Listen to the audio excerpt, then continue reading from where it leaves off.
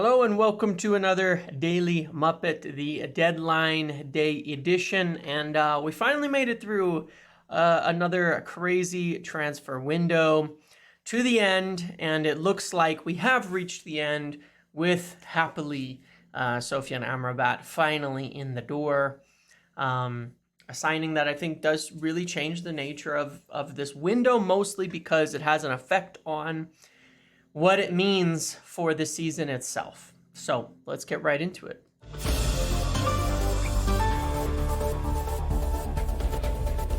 Okay, so obviously this morning, the deal for Sofyan Amrabat was reached between Fiorentina and Manchester United. And there were some interesting things here, on this, which is that, number one, as I've been hearing for some time, United have had their eyes on maybe more ambitious targets for the midfield long term because, for whatever reason, that's what they see, that they want to get somebody else in potentially long term in order to, build up and rebuild that midfield. There was checks in on Fofana.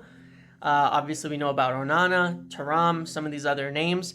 And so it's just something to keep in mind because what I was hearing more and more is that what United were looking to do was how could they get this deal done without a purchase? And in the end, they were able to agree a fee, a higher upfront loan fee, but an option rather than an obligation. And so it solves the problem for this year. And it also means if Amrabat plays really well, they could buy him. But if they decide, hey, we want something else next summer, they can still do so and have that flexibility. Meanwhile, we are not short as we can't be this year, especially considering all of the injuries that have occurred. So Amrabat in. I think people are probably overthinking this move a little bit in terms of what it means for how we want to play.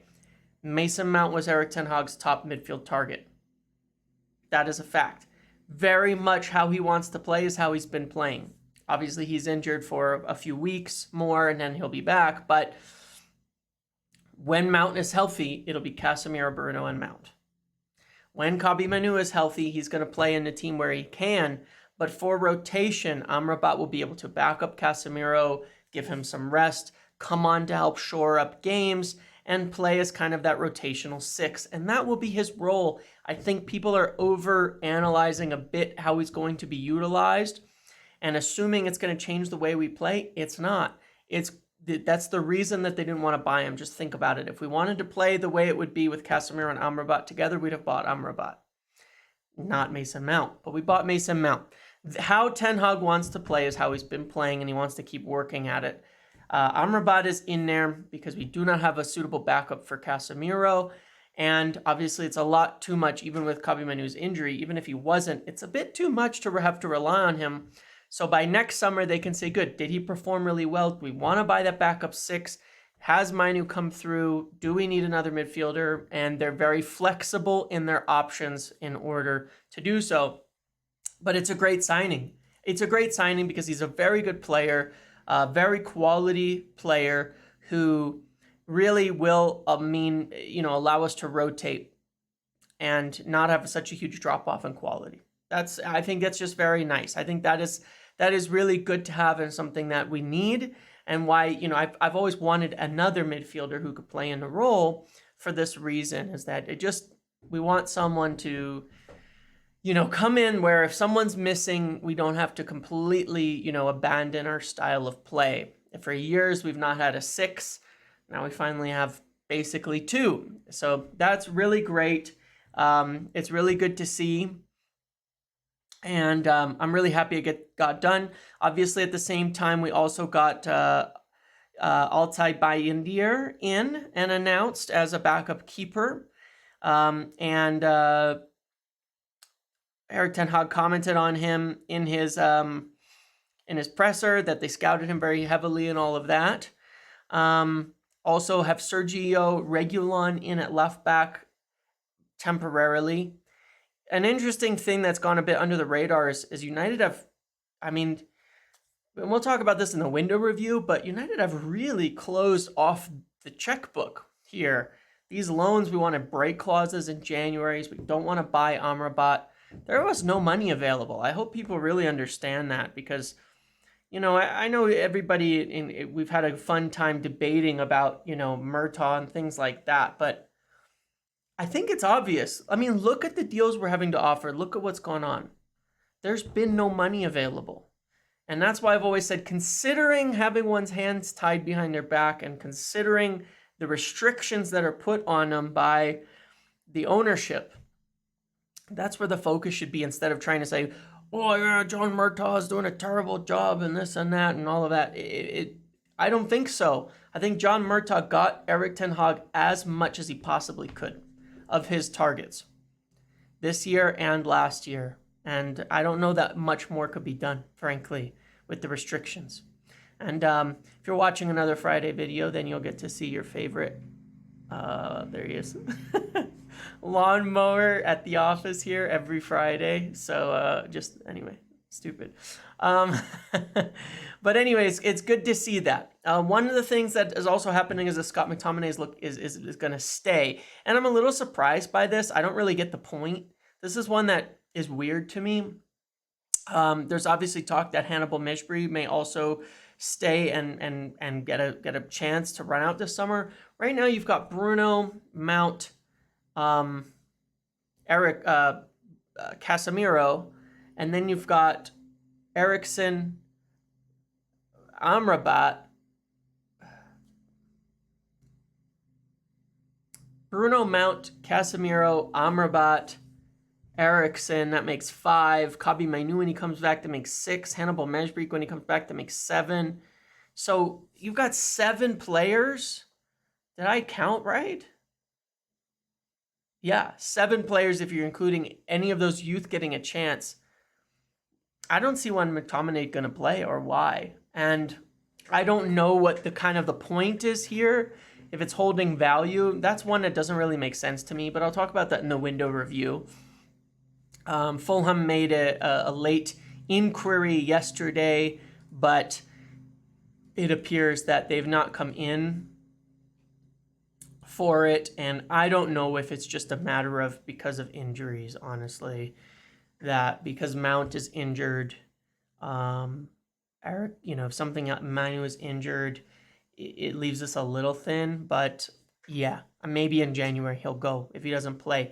I know that prior to Manu's injury, Scott McTominay was told he was not going to play much this year, if at all, and then he was going to get some minutes, and then Amrabat coming in, I don't say he was going to get any at all, but I guess we will see what happens. So let's talk about the window. Let's talk about the window, and let's review it, because I have a different opinion, and people seem to, maybe people here will agree with me on this, maybe not. I have a much more positive view of this window than what seems to be the general consensus out there, and I'm honestly confused by it.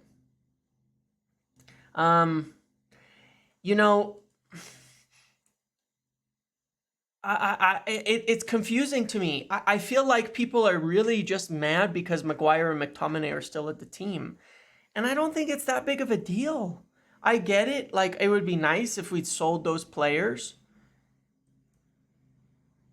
but I think maybe it didn't, again, well, let's look at this. Let's look at what we've got here, because I'm honestly I'm confused. I am a little confused what people are so upset about. This is the team that has been built here, okay? This is the team. This is Erik ten Hag's team. He signed Antony, Højlund, Mount, Casemiro, Martinez, and Onana. 1, 2, 3, 4, 5. 5 of these starting 6. Excuse me, I can't count. 6 of this starting 11. The spine, like the straight spine of the team, are Erik ten Hag's first choice signings. Højlund was way up the list. I know people don't want to hear that. Obviously, Harry Kane would have been the ideal, but that was just never going to happen. Højlund was his next top signing. He also signed Malaysia, of course, and Eriksen and Amrabat. This is Ten Hag's team. He's got Luke Shaw, who fits in him how he wants to play. Rafael Varane, Rashford is our most productive player. Bruno, The only player, the only position in this entire team that may not really fit how Erik ten Hag wants to play is at right back, and Wan-Bissaka's been making great strides. We've signed first choice, and a backup by Indier, as well as a backup here this summer. And last year he got first choice. This is an Erik ten Hag team. And when you look at it, when you look at this overall, you say, this is his 11. I mean, maybe, again, one more player here. And look, here's the standout thing here, right? Rafael Varane has injury issues. We need to refresh at the back a little bit. So I think first next year would be here. Replacing Maguire and pushing Varane down to depth. And I think that Casemiro behind him, if Kabi Mainu works out, we may not buy Amrabat and buy a different midfielder. But if not, or Kabi Mainu isn't ready, then we buy Amrabat and we buy somebody else because Eriksen's getting on, and so we buy another midfielder. So somebody in here, like a backup or, a midfielder here. Up front, you have a bunch of left-wing options, Rashford, Rashford who can cover striker, Antony on the right. I think that you need a forward somewhere in here, right? You need a forward somewhere. Somebody from one of these two positions, because Martial's likely to go, unless it just suddenly works out, him playing a depth role. And so you probably need a backup striker, maybe like a good veteran-type striker. Give Pellistri some minutes over here, Sancho, maybe a right winger, like we were talking about Yeremy Pino and such. And so, but that's it, frankly. And then here, you probably replace one of these players, and I think it's more likely to be Dalot. You need a center back. You need another midfielder who's maybe depth, maybe young, maybe a good player. Maybe you get a really good one like Onana, so you have a really top player in there. And then you need some kind of depth in the forward line. This is not a huge task to finish out the team, but this is like more of a luxury to finish this. You've got your first choice in most every position, and that first 11 is pretty much there. And you can rotate. You can play Martial. You can put Rashford here. You can put Garnacho. You can do that when the pressure isn't on each of them to start each and every week. There's a lot of quality in this team. And it's a Ten Hag team. And so, I saw so much praise for Ten Hag when we were getting him as manager. And it's like, this is the team he's put together. What's with the lack of faith in what he can do? If you rate him so highly as a manager, this is his team. This is what he's put together. So, let's see him do something with it because, that's how it's going to be. And at the end of the day, obviously it's going to be, the window is highly predicated on, does Rasmus Højlund work out? Does Mount work out? Onana's already a win for me, based on how he plays. That's already a win. But how Højlund works out, especially as a young striker, will be a big test of this. But, we have Rashford, Sancho, Garnacho, Højlund, Martial, Antony, Pellistri. That's a lot of options up front. That's 7 options, And if Martial can be in a depth role, I think he's extremely useful. And won't have so many injury issues. And Amrabat at being able to rotate in here makes a big difference. And we're not even including, of course, Reguilon, who's going to be very temporary, and McTominay. And that's sort of my point, is that the only player who's really left that we have to rely on, maybe, is Harry Maguire. And I get why people are so desperate for him to go. But it's not that big of a deal to me. I get it. We want some outs. Harry Maguire, McTominay, Van de Beek, these players should be going, and maybe it would allow us to do a bit more. But this is pretty close to a finished team. When you look at next summer, if you replace, let's say you sign Amrabat and you get someone else in that midfield, Onana or something, right? And then you get Todibo to replace Maguire. And then you get some kind of right back, Ba or something to replace Dalot or Wan-Bissaka. You have a few sales in each position. You're talking about 75 million, maybe net, 100 million at most net to finish the team, essentially. And then, some kind of depth in the forward line. But the team's getting close to being done to where, you want to refresh the youth so that you have some youth coming into those depth positions, but where you're just replacing players as they get older. Long-term Casemiro replacement is probably, after you get Varane's replacement in, look at the ages. Shaw's young, not old, I should say. Martinez is not old. Onana's not old. Your replacement for Varane isn't old. Wan-Bissaka's not old. Bruno's got at least 4 or 5 more years in him. Mount is not old. Højlund is young. Antony's young. This is a very young team, in fact. And so you're looking at, okay, you just replace a few players here and there each year, but you have a solid core. And that's what United have been missing for so many years, is a stable foundation to build upon. And I think my concern is people are too desperate for immediate results. This team could play together. If Varane, if you don't have to play him every week and you can get somebody else in here, I think that's the most urgent thing because of his injury history. But if you can play this team together all the time, why not? This could be the same team for 3 years, if it works out. And then I think it would be a lot better. And obviously some of the players just has to perform. And I think that's all it comes down to. But in terms of the window, what more we could have done? We're not gonna get some big striker in addition to Højlund. He's the striker of the future. This is our starting 3 right here in the midfield. This is what Erik ten Hag wanted. This back line is for this season about what we get, and so I would say that again, and the front line too, Antony, Rashford, and Højlund, that's what he wanted. Like, this is it. This is his team. Again, Varane because of his injuries, but he's been amazing when he's played. That's the funny part, right? 2 of the names here, Varane and Wan-Bissaka, Dalot side, these are probably our 2 best performers this year. Varane and Wan-Bissaka, I think they're our 2 best performers so far this season. And so it's like, there's not that much desperation. This is a Ten Hag team. At most, we could have sold Varane or Maguire and gotten another center back in. If it was Pavard, I don't think it would have been a better move, frankly. At most, maybe if we had sold Scott instead of Amrabat, we get someone like Onana in. And then we have but a lot of people rate Amrabat very highly, so that's okay. But I think that next year it's center back, maybe a right back, a midfielder, and then maybe someone depth in the forward, and that's it. And the team is pretty much done. And then what else do you got to do? The next year you get a left-footed center back to replace Lindelof, and anyone underperforming goes for replacement. But to me, this is a very successful window.